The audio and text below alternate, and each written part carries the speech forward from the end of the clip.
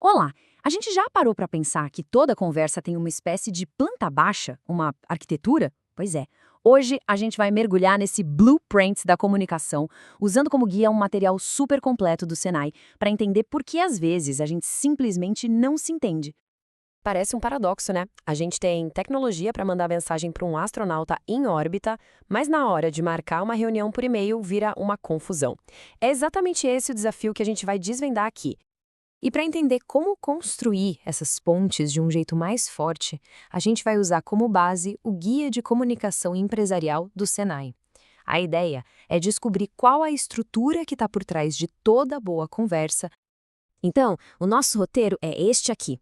A gente começa com esse paradoxo da comunicação, depois entende a arquitetura dela, diferencia o que é verbal do não verbal e identifica o grande vilão da história, que é o ruído, e, claro, no final, aprende como construir pontes melhores. Bom, vamos direto ao ponto. O problema, veja bem, não são as ferramentas, não é o WhatsApp, não é o e-mail. O verdadeiro desafio é que, na maioria das vezes, a gente não entende as peças que formam o próprio ato de se comunicar. E é justamente aí que mora o perigo. Essa diferença entre o que a gente acha que é fácil e a realidade, que é super complexa, acaba abrindo a porta para um monte de falhas no dia a dia. Quer ver um exemplo? Olha só isso. O que aconteceu aqui? Um caos total. Parte da equipe apareceu 12 horas atrasada, outra parte foi para o lugar errado. E por quê? Simples. Porque as peças-chave do nosso blueprint estavam faltando. A mensagem era ambígua, o local era incerto e, o mais grave, ninguém pediu para confirmar se todo mundo tinha entendido a mesma coisa. Tá, então que raio de blueprint é esse? Vamos fazer o seguinte, vamos montar ele agora, juntos, peça por peça, para entender qual é a estrutura que faz uma conversa ficar de pé ou desmoronar. Bom, toda comunicação tem uma estrutura básica. Primeiro, claro, tem o emissor. É a pessoa que tem a ideia, o ponto de partida de tudo. Aí, essa ideia do emissor precisa virar alguma coisa concreta, certo? Isso é a mensagem. São as palavras que a gente fala, o texto que a gente escreve. Ok, essa mensagem, então, precisa de um caminho para viajar. Esse caminho é o canal. Pode ser uma ligação, um e-mail ou uma conversa ao vivo, olho no olho. E lá na outra ponta, claro, tem o receptor. É quem recebe a mensagem e tem a tarefa de decodificar, de entender o que ela quer dizer. E agora vem a peça que talvez seja a mais importante de todas, o feedback. É a resposta que mostra se a comunicação funcionou ou não. É o que fecha o ciclo. Sabe, sem qualquer uma dessas pecinhas, a estrutura toda fica bamba e pode cair. Mas essa arquitetura não é feita só de palavras, não. Existe uma segunda camada, que muitas vezes é até mais poderosa. É tudo aquilo que a gente comunica sem precisar dizer uma única frase. A gente está o tempo todo se comunicando nesses dois canais ao mesmo tempo. E o mais interessante é que a comunicação não verbal acontece mesmo sem a gente querer. Sabe aquela história de que o corpo fala? Pois é, ele não sabe mentir. E é aqui que a coisa fica fascinante. Pensa só.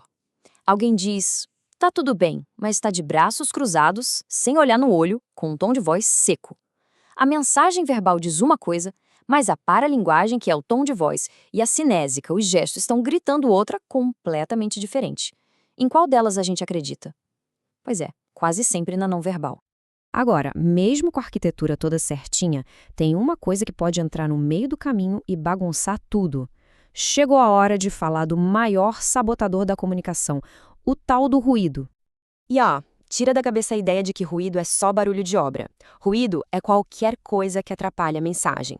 Pode ser um preconceito que a gente tem, que é um ruído psicológico, ou até usar uma gíria que a outra pessoa não conhece, o que seria um ruído semântico. Olha esse caso.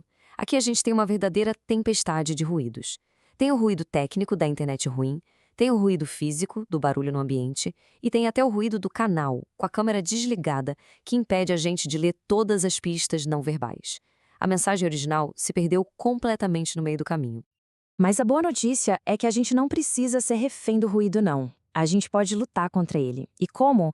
Com ações bem intencionais, como esse processo aqui de 5 passos. É um trabalho ativo, sabe? Ok, agora a gente já está com o blueprint na mão. A grande questão é como é que a gente usa esse conhecimento no dia a dia, na prática, para construir pontes de comunicação que realmente funcionam. E aqui está a grande virada de chave, a sacada principal. Se comunicar bem não é um dom, Não é mágica, é uma habilidade. É como construir uma casa. É um processo que exige atenção, onde cada tijolinho, cada componente tem uma função essencial. Então, se a gente mantiver esses 7 elementos na cabeça, o emissor, o receptor, a mensagem, o canal, o código, o feedback e até mesmo o ruído, a gente deixa de ser um comunicador que só reage e passa a ser um verdadeiro arquiteto da conversa. Alguém capaz de ver onde está o problema e fortalecer as conexões. Então, fica a reflexão para a próxima vez que a gente for conversar com alguém, qual parte dessa arquitetura vamos observar com mais atenção?